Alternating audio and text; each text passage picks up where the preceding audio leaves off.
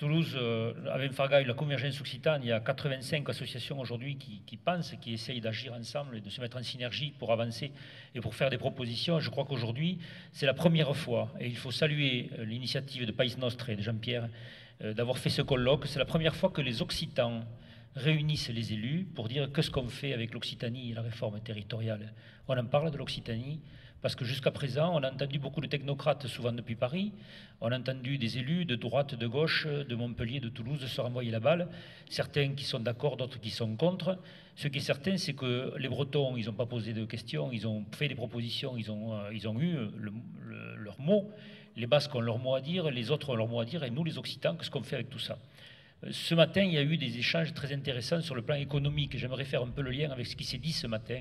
On a parlé des céréales, on a parlé du vin, on a parlé du monde économique. Et ça aussi, c'est intéressant. Ça aussi, c'est nouveau que les Occitans fassent venir autour d'une table le monde économique et le monde politique pour parler de quoi ? Pour parler du développement économique, pour parler du fait qu'on aime bien vivre dans nos régions.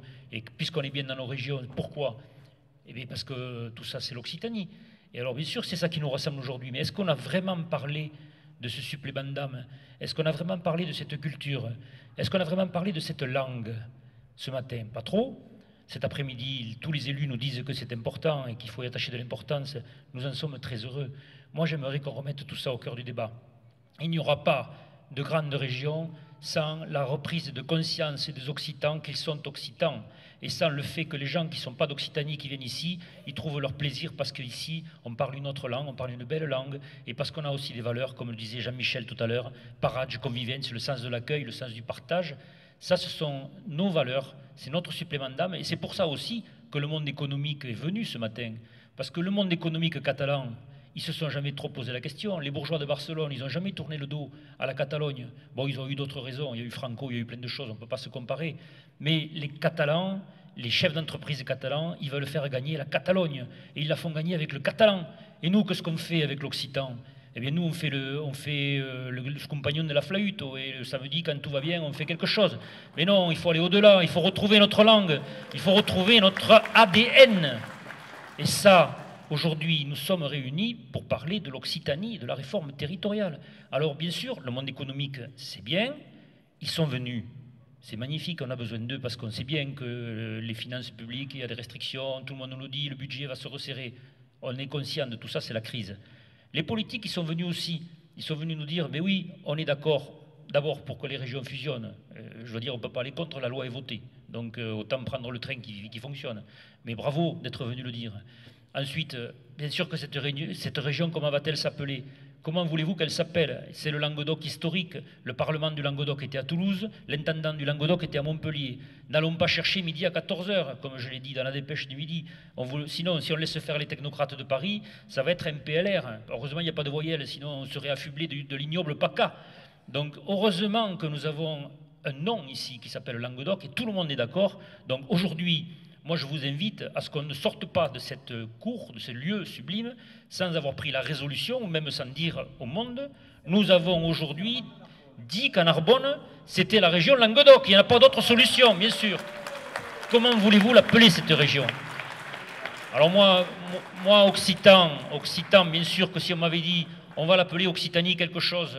Bien sûr, peut-être Sud-Occitanie ou Occitanie centrale, il y a eu des propositions, mais que vont penser nos amis provençaux, nos amis gascons, nos amis livouzins, nos amis auvergnats, si on s'accapare le mot occitan ?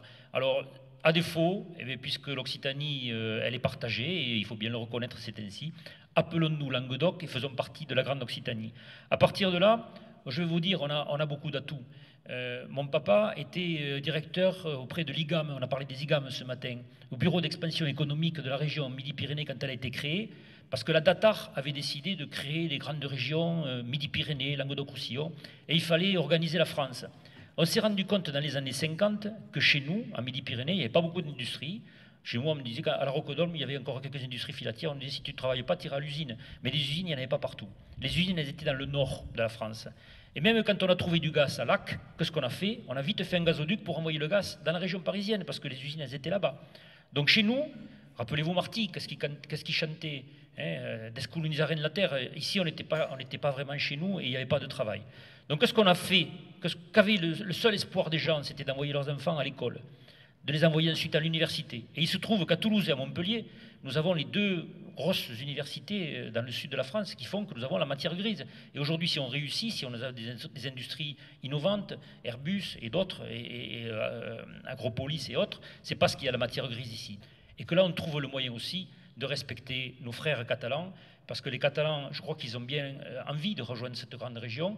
Cette région qui est le Languedoc va les accueillir comme des frères. Elle est tournée naturellement vers notre grande sœur, la Catalogne, et vers Barcelone, qui est notre ville phare, notre ville qui nous attire comme une lumière attire un papillon. Aujourd'hui, retrouvons notre âme, retrouvons notre langue, soyons fiers de ce que nous sommes. Macarel, quand même, on n'a pas à avoir honte d'être occitan, disons-le haut et fort, soyons-en fiers et nous gagnerons ensemble une belle grande région beaucoup plus forte pour l'avenir.